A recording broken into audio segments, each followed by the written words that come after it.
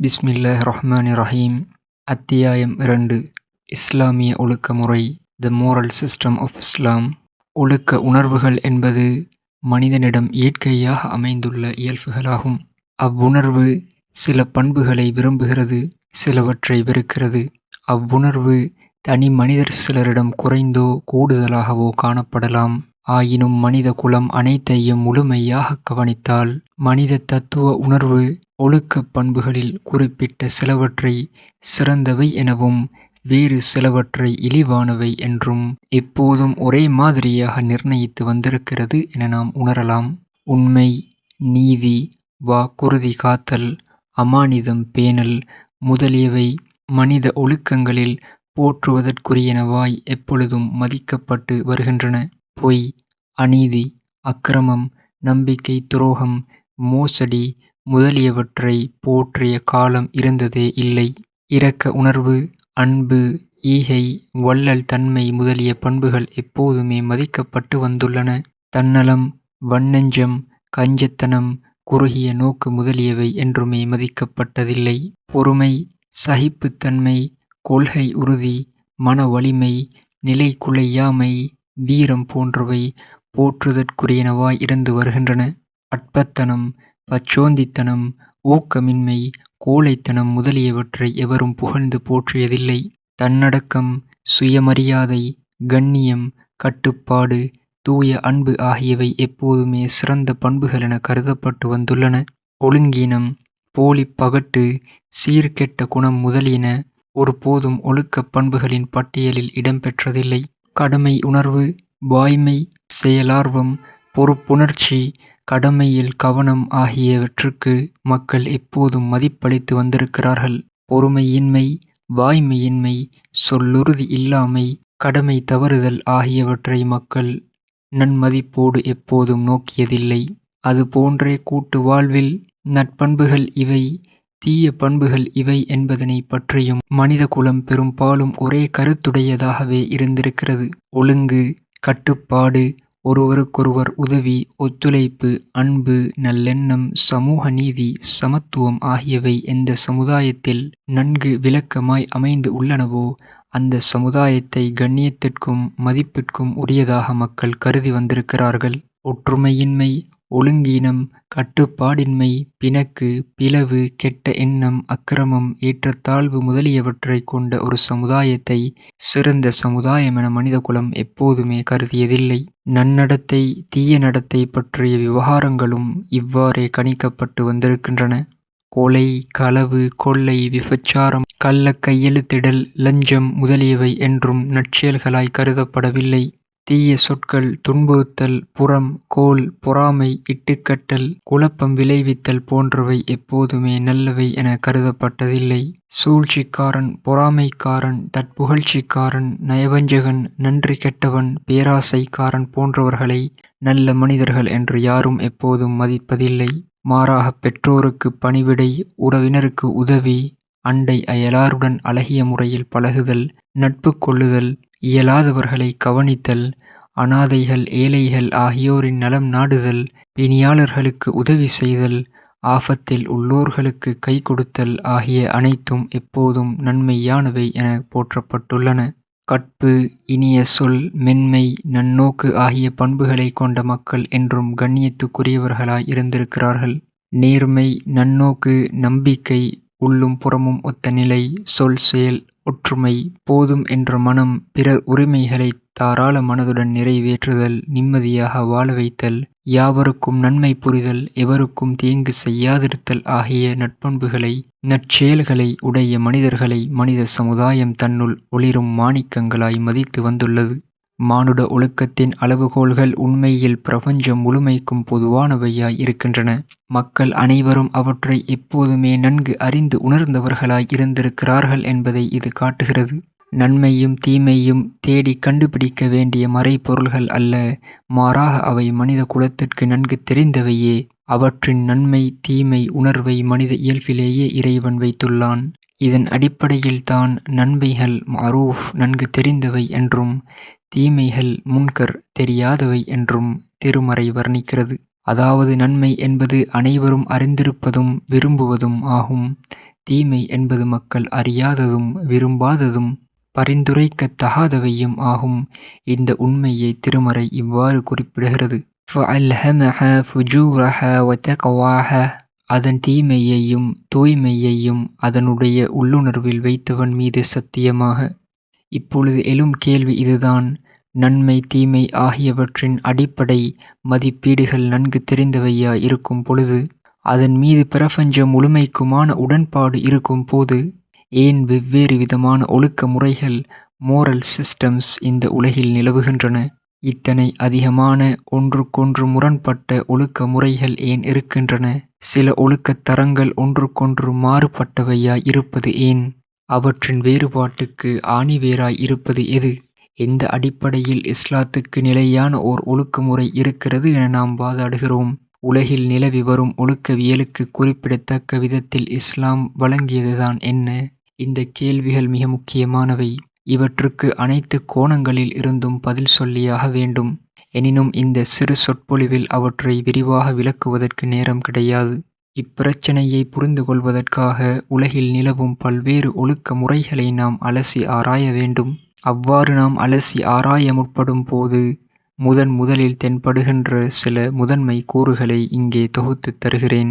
முதலாவது, பல்வேறு ஒழுக்க நெறிகளையும் விதிகளையும் அவற்றின் திட்டவட்டமான எல்லைகளையும் பயன்களையும் வரையறுப்பதிலும் அவற்றுக்கு தகுந்த இடங்களை வழங்கி ஒருங்கிணைப்பதிலும் இன்றைய ஒழுக்க முறைகள் வெவ்வேறு கருத்துக்களை உடையனவாய் இருக்கின்றன. அதன் காரணமாகத்தான் சமநிலையான, எல்லாவற்றுக்கும் இசைவான ஒழுக்கத் திட்டம் ஒன்றை அவற்றால் வழங்க இயலவில்லை. இரண்டாவது, நன்மைகளையும் தீமைகளையும் பகுத்தறிவதற்கு வேறுபாடான வழிகளை கூறுவது, நன்மைக்கும் தீமைக்கும் வெவ்வேறு தரங்களை அளிப்பது ஆகியவைதாம் அந்த ஒழுக்க நெறிகளுக்கிடையேயுள்ள வேற்றுமைகளுக்கு உண்மையான காரணங்களாய் தோன்றுகின்றன. ஒழுக்க சட்டங்கள் யாவருடைய ஆணையின் வலிமையினால் செயல்பட வேண்டும் என்ற பிரச்சினையிலும் அவை வேறுபட்ட கருத்துக்களை கொண்டிருக்கின்றன. ஒரு மனிதனை தூண்டுகின்ற நோக்கங்கள் விஷயத்திலும் கூட அவற்றுக்கிடையே வேறுபாடு இருக்கிறது. மூன்றாவது, நாம் ஆழ்ந்து கவனித்தால் பிரபஞ்சத்தை பற்றியும் அதில் மனிதனுக்குள்ள அந்தஸ்து பற்றியும் பூமியில் மனிதனின் குறிக்கோள் பற்றியும் மக்கள் கொண்டுள்ள பலதரப்பட்ட கருத்துக்களும் கோட்பாடுகளும் ஒழுக்கவியல் எத்திக்ஸ் பற்றிய இந்த வேற்றுமை எழுவதற்கான காரணங்களாய் இருக்கின்றன என்பதை உணரலாம். உண்மையில் இந்த வேற்றுமைதான் அடிமுதல் நுனிவரை இந்த அமைப்புகளின் இயல்பு, தேட்டம், தோற்றம் ஆகிய அனைத்தையும் ஒன்றுக்கொன்று மாற்றமாக அமைக்கிறது. மனித வாழ்வின் தோற்றத்தை அறுதி செய்து முடிக்கின்ற அடிப்படை கேள்விகள் இவையாகும். முதலாவது, பிரபஞ்சத்தை படைத்து பரிபாலிக்கும் ஓர் இறைவன் இருக்கிறானா இல்லையா? இரண்டாவது, அப்படி இருந்தால் அவன் ஒருவனா அல்லது ஒன்றுக்கும் மேற்பட்டவர்களா? மூன்றாவது, இவனை இறைவனென்று ஏற்றுக்கொள்கின்றோமோ அவனுடைய தன்மைகள் என்ன? நான்காவது, மனிதனுக்கும் இறைவனுக்கும் இடையே உள்ள உறவு என்ன? ஐந்தாவது, கரடு முரடான வாழ்க்கையில் தட்டுத் தடுமாறும் மனித குலத்துக்கு வழிகாட்ட அவன் இறைவன் ஏற்பாடு ஏதேனும் செய்திருக்கிறானா இல்லையா? ஆறாவது, அந்த இறைவனுக்கு மனிதன் பதில் சொல்ல கடமைப்பட்டவனா இல்லையா? ஏழாவது, எந்த குறிக்கோளையும் இறுதி முடிவையும் முன்வைத்து மனிதன் இவ்வுலகில் செயல்பட வேண்டும். இந்த உயிர் நாடியான கேள்விகளுக்கு எத்தகைய பதில்கள் அமையுமோ அதற்கேற்பவே வாழ்வின் அமைப்பும் உருவாகும். பிறகு அதற்கிசைவான ஒழுக்க முறை, மோரல் சிஸ்டம் தான் தோன்றும். இந்த சிறு சொற்பொழிவில் உலகத்தில் இருக்கின்ற பல்வேறு வாழ்க்கை அமைப்புகளை பற்றி விளக்குவதோ, அவை தொடர்பான கேள்விகள் ஒவ்வொன்றுக்கும் பதில் கூறுவதோ, அவர்களுடைய ஒழுக்கவியல் எத்தகைய பாதிப்புகளை தோற்றுவித்தன என விவரிப்பதோ இயலாததாகும். எனவே இங்கு இஸ்லாத்தை பற்றி மாத்திரம் சொல்லி இக்கேள்விகளுக்கு அது என்ன பதில் தருகிறது, அதன் அடிப்படையில் எப்படிப்பட்ட ஒழுக்க முறை தோன்றுகிறது என்பதை மட்டும் நான் எடுத்து கூற முற்படுகிறேன். வாழ்வை பற்றியும் ஒழுக்கவியல் பற்றியும் இஸ்லாத்தின் கருத்து: அகிலங்கள் அனைத்தும் ஒரே அதிபதியாகிய இறைவனால் படைக்கப்பட்டது என்பதுதான் இஸ்லாத்தின் கருத்தாகும். அவனே அவற்றை படைத்தான். அவனே அவற்றின் தன்னிகரற்ற எஜமானன், ஆட்சியாளன், பாதுகாவலன், நிர்வாகி. அவனுடைய கட்டளைகளின்படியே இந்த பிரபஞ்சம் முழுமையும் இயங்கிக் கொண்டிருக்கிறது. எல்லாம் அறிந்தவன், எல்லாம் வல்லவன், யாவும் தெரிந்தவன் அவனே. அவன் எவ்வித குறைபாடோ தவறோ பலவீனமோ குற்றம் குறையோ இல்லாதவனாகவும் எல்லா வகையிலும் தூய்மையானவனாகவும் இருக்கிறான். அவனுடைய இறைமை ஒரு சார்போ அநீதியோ அற்றது. மனிதன் அவனுடைய பிறவி அடிமைதான். அதாவது அவனுக்கு பணிந்து பணிவிடை செய்ய பிறந்தவன்தான் மனிதன். மனிதனுக்கு பொருத்தமான வாழ்க்கை வழி இறைவனுக்கு முழுமையாக பணிந்து வாழ்வதேயாகும். எவ்வாறு பணிய வேண்டும், எவ்வாறு கீழ்ப்படிய வேண்டும் என்ற முறைகளை நிர்ணயிப்பது மனிதனின் பொறுப்பல்ல, அது இறைவனுடைய அதிகாரத்துக்குட்பட்டதாகும். இறைவன் மனிதனுக்கு எஜமானனாக இருப்பதால் மனித குலத்துக்கு நேர் வழியை அறிவித்தான். இந்த இறை வழிகாட்டுதலை கொண்டு தன் வாழ்வை வகுத்து கொள்ள வேண்டியது மனிதனின் கடமையாகும். தன் வாழ்நாளில் தான் செய்த செயல்கள் அனைத்துக்கும் இறைவனிடம் பதில் சொல்ல வேண்டிய காலம் மறுமை நாள் தானே ஒழிய இம்மை அல்ல.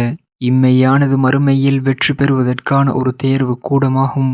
இவ்வுலகில் மனிதனின் குறுகிய வாழ்வானது அந்த மிகப்பெரிய தேர்வில் அவன் வெற்றி பெறுவதற்கு அருளப்பட்ட ஒரு வாய்ப்பாகும். மறுமையில் இறைவனின் அன்பையும் அருளையும் பெற வேண்டும் என்னும் குறிக்கோளையும் நோக்கத்தையும் மையமாகக் கொண்டு மனிதனின் எல்லா முயற்சிகளும் செயல்களும் சுழல வேண்டும். இந்த தேர்வின் போது ஒவ்வொரு மனிதனும் தன்னுடைய நம்பிக்கைகளுக்கும் நடவடிக்கைகளுக்கும் தானே பொறுப்பாளியாகிறான். அவனுடைய எல்லா ஆற்றல்களும் திறமைகளும் இத்தேர்வில் சோதிக்கப்படுகின்றன.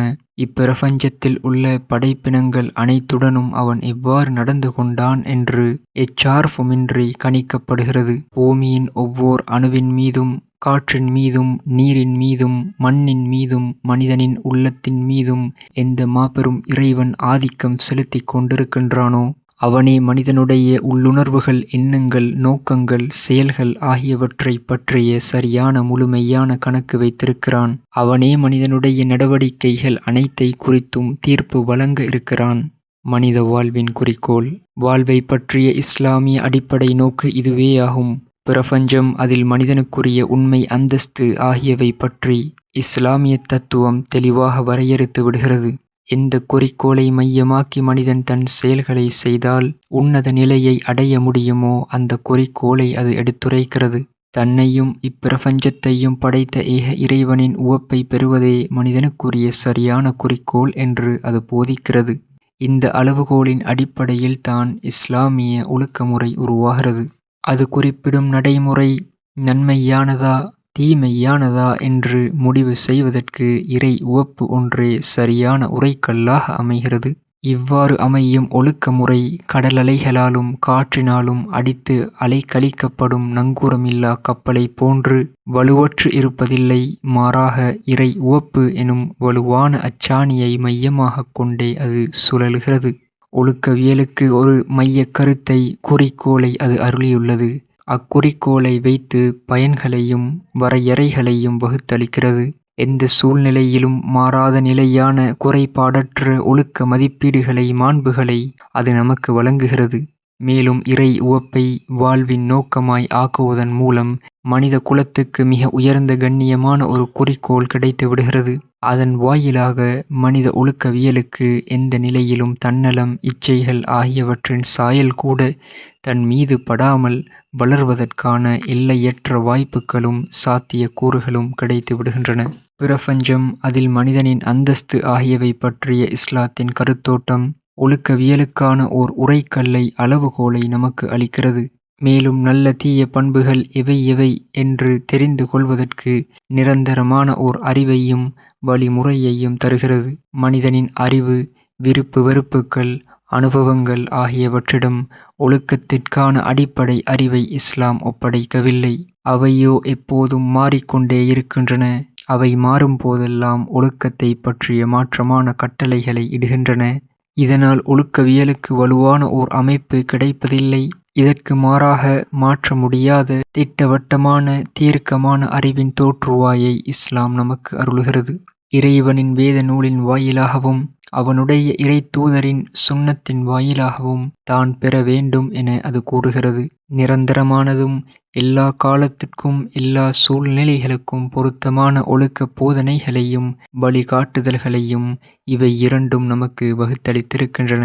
குடும்ப வாழ்விலுள்ள மிகச்சிறிய விஷயம் முதல் தேசிய சர்வதேச நடைமுறை பற்றிய மிகப்பெரிய பிரச்சனைகள் வரை வாழ்வின் ஒவ்வொரு துறையிலும் ஒவ்வொரு அம்சத்திலும் இந்த போதனைகள் நமக்கு வழிகாட்டுகின்றன. வாழ்க்கை பிரச்சினைகளில் விரிவான முறையில் இவ்வொழுக்க விதிகள் செயல்படுகின்றன. வாழ்வின் எந்தக் கட்டத்திலும் வேறெந்த அறிவின் மீதும் சார்ந்திருக்கத் தேவையில்லாத வகையில் இப்போதனைகள் நமக்குத் துணை புரிகின்றன. ஒழுக்கவியலுக்கான இசைவாணை. பிரபஞ்சம், பிரபஞ்சத்தில் மனிதனுக்குரிய அந்தஸ்து ஆகியவை பற்றி இஸ்லாம் போதிக்கும் ஒழுக்கவியல் கோட்பாடு யாருடைய ஆணையின் வலிமையினால் செயல்பட வேண்டும் எனும் பிரச்சினைக்கு ஒரு தீர்வை தந்துவிடுகிறது. இறைவனை நேசித்தல், அவனுக்கு அஞ்சுதல், இறுதி தீர்ப்பு நாளின் போது கணக்கு கொடுக்க வேண்டுமென்ற உணர்வு, மறுமையில் நிலையான இன்பமும் வெகுமதியும் அளிக்கப்படுமென்ற வாக்குறுதி, தவறு செய்தால் மறுமையில் நிரந்தர தண்டனைக்கு ஆளாவோம் எனும் எச்சரிக்கை ஆகியவை ஒவ்வொன்றும் ஒழுக்க விதிக்குப் பின் இருக்க வேண்டிய இசைவாணை ஆகும். தனி மனிதர்களையும் சமுதாயத்தையும் ஒழுக்கச் சட்டங்களை பின்பற்றும்படி நிர்பந்திக்கும் தீவிரமான பொதுக்கருத்தை உருவாக்க இஸ்லாம் போதித்த போதிலும், தன் வலிமையால் ஒழுக்க சட்டங்களை செயல்படுத்தக்கூடிய ஓர் அரசியல் அமைப்பை ஏற்படுத்த விரும்பிய போதிலும், மனிதர்களில் இருந்து செயல்படும் சக்திகளுக்கு இஸ்லாம் அதிக முக்கியத்துவம் கொடுப்பதில்லை. மாறாக மனிதனின் உட்புறத்திலிருந்து இறைவன், மறுமை ஆகியவை மீதுள்ள நம்பிக்கையினால் நன்மையே செய்ய வேண்டும் என்று கிளர்ந்து எழும் உணர்வுகளே ஒழுக்கவியலை சரிவர நடைமுறைக்கு கொண்டு வருவதற்கான அடிப்படை சக்திகள் என்று இஸ்லாம் கூறுகிறது. ஒழுக்க கட்டளைகள் எதையும் விதிக்கும் முன் மனிதனை எந்த இடத்திலும் எந்த நேரத்திலும் இடையுறாது கண்காணித்துக் கொண்டிருக்கின்ற இறைவனுடனேயே அவனுடைய எல்லா விவகாரங்களும் உள்ளன. இந்த உள்ளுணர்வை மனித உள்ளத்தில் ஊன்றச் செய்ய இஸ்லாம் முயற்சி செய்கிறது. அவன் இந்த உலகத்தில் எவருமே தெரியாமல் தன்னை மறைத்து கொள்ள முடியும், ஆனால் இறைவனிடம் இருந்து மறைத்து கொள்ள முடியாது. எவரை வேண்டுமானாலும் அவன் ஏமாற்றிவிடலாம், ஆனால் இறைவனை ஏமாற்ற முடியாது. அவன் எவருடைய பிடியில் இருந்து வேண்டுமானாலும் தப்பி ஓடிவிட முடியும், ஆனால் இறைவனுடைய பிடியிலிருந்து தப்பவே முடியாது. உலகம் முழுமையும் அவனுடைய புற வாழ்வையே பார்க்க முடியும், ஆனால் அதே நேரத்தில் இறைவனோ அவனுடைய உள்ளத்தின் உள்ளே இருக்கின்ற எண்ணங்களையும் நோக்குகிறான். இந்த உலகத்தில் வாழ்கின்ற காலத்தில் தன் விருப்பம் போல் அவன் என்ன வேண்டுமானாலும் செய்து கொள்கிறான். ஆனால் ஒரு நாள் அவன் எப்படியும் இறந்தே ஆக வேண்டும். இறைவனின் நீதிமன்றத்தில் ஆஜராகியே தீர வேண்டும். அங்கே அவனுக்கு வழக்காடவோ பரிந்து பேசவோ யாரும் இருக்க மாட்டார்கள். அங்கே பித்தலாட்டம், புரட்டு, சூழ்ச்சி செய்து தப்பித்து கொள்ளும் வாய்ப்பிருக்காது. அங்கே இம்மியளவும் நடுநிலையோடு நீதி பெறலாது தீர்ப்பு வழங்கி அவனுடைய எதிர்காலம் நிர்ணயிக்கப்படும். இந்த கோட்பாட்டை மனித உள்ளத்தில் ஆழமாய் பதிய வைப்பதன் மூலம் இஸ்லாம் ஒவ்வொருவருக்குள்ளும் ஒரு காவலனை நியமித்து விடுகிறது. பிறகு அக்காவலனின் கட்டளைப்படியே சட்டங்களை பின்பற்ற மனிதனை நிர்பந்திக்கிறது. புற உலகில் காவலனோ நீதிமன்றமோ சிறை கூடமோ இருந்தாலும் இல்லாவிட்டாலும் சரியே, இஸ்லாத்தின் ஒழுக்கவியலை நடைமுறைக்கு கொண்டு வர பக்கபலமாக இருக்கும் வலிமை இந்த நம்பிக்கையே ஈமான் ஆகும். மனிதர்களின் கருத்தோட்டமும் அரசாங்கத்தின் ஆட்சி அதிகாரமும் இஸ்லாமிய ஒழுக்கவியலுக்கு பக்கபலமாக இருந்தால் அச்சூழல் மேலும் சிறந்ததாகவே இருக்கும். அத்தகைய சூழல் இல்லாவிட்டாலும் இஸ்லாம் மனித உள்ளங்களில் விதித்துள்ள இந்த நம்பிக்கையின் பொறி தனிப்பட்ட முஸ்லிமையும் முஸ்லிம் சமுதாயத்தையும் நேரிய ஒழுக்க வழியில் செலுத்த போதுமானதாய் இருக்கிறது. இதற்காக முஸ்லிம்களின் உள்ளத்தில் நம்பிக்கை, ஈமான் மேலோங்கி இருக்க வேண்டியது அவசியமான நிபந்தனையாகும். ஒழுக்கவியலுக்கு பிறகு இருக்க வேண்டிய உந்து சக்தி. மனிதனை பற்றியும் பிரபஞ்சத்தில் அவனுக்குரிய இடம் பற்றியும் இஸ்லாம் வகுத்திருக்கும் கோட்பாடு ஒழுக்க விதிகளுக்கு இசைவான முறையில் நடப்பதற்கான பல உந்து சக்திகளை மனிதனுக்கு வழங்குகிறது. ஒரு மனிதன் தானாக விரும்பி முன் வந்து இறைவனே தன்னை படைத்தவன் என்று ஏற்றுக்கொள்கிறான். இறைவனுக்கு அடிபணிவதையே தன் வாழ்க்கை முறையாக அமைத்துக் கொள்கிறான். மேலும் தனது ஒவ்வொரு செயலும் இறைவனின் திருப்தியை பெறுவதே தன் வாழ்வின் உன்னத நோக்கம் என்று கருதுகிறான். இத்தகையவனின் மனப்போக்கு இறைவனால் அருளப்பட்டவை என்று அவன் நம்பிக்கை கொண்டுள்ள இறை கட்டளைகளுக்கு அடிபணிந்து நடக்க போதிய உற்சாகமும் தூண்டுதலும் வழங்கக்கூடிய ஓர் உந்து சக்தியாக அமைகிறது.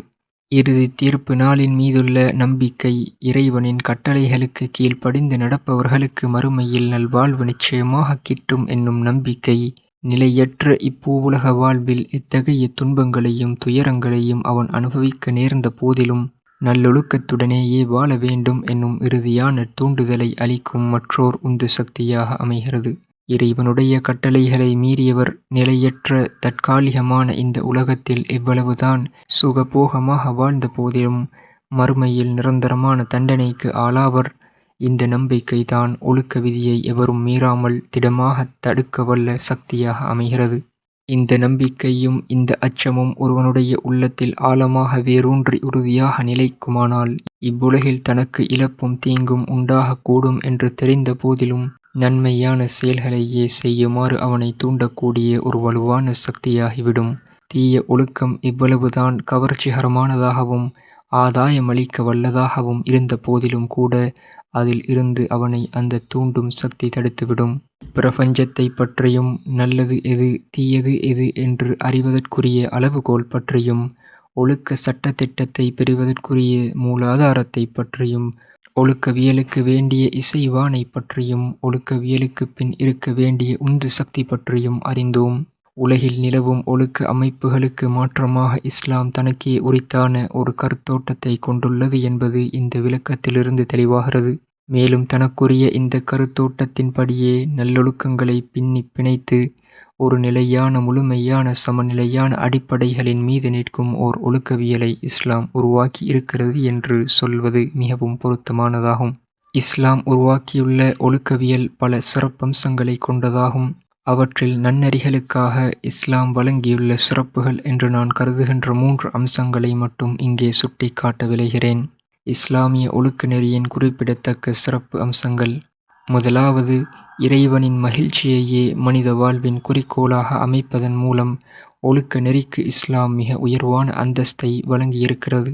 மனிதகுல ஒழுக்க வளர்ச்சிக்கு வரையறையற்ற வாய்ப்புகளை அது அளிக்க வல்லது.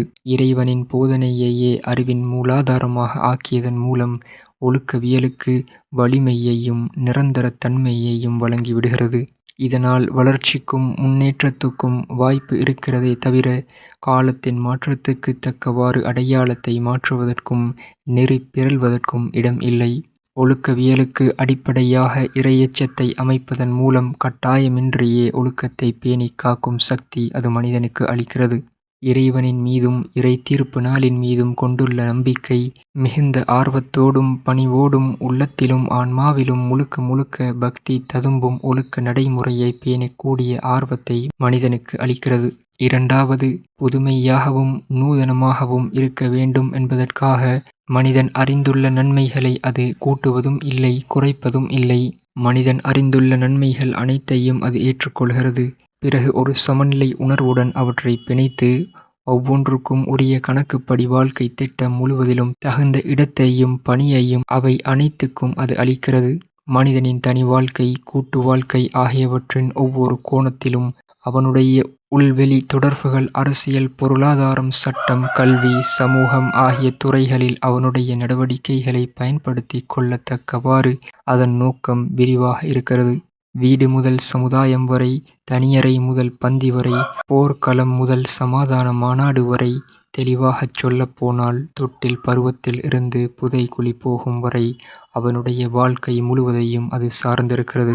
சுருங்கக்கூறின், இஸ்லாமிய ஒழுக்க விதிகளின் பரந்து விரிந்த தன்மை பிரபஞ்சத்தின் செயற்பாட்டிலுள்ள வாழ்க்கையின் எந்த அம்சத்தில் இருந்தும் விலக்கப்படவில்லை.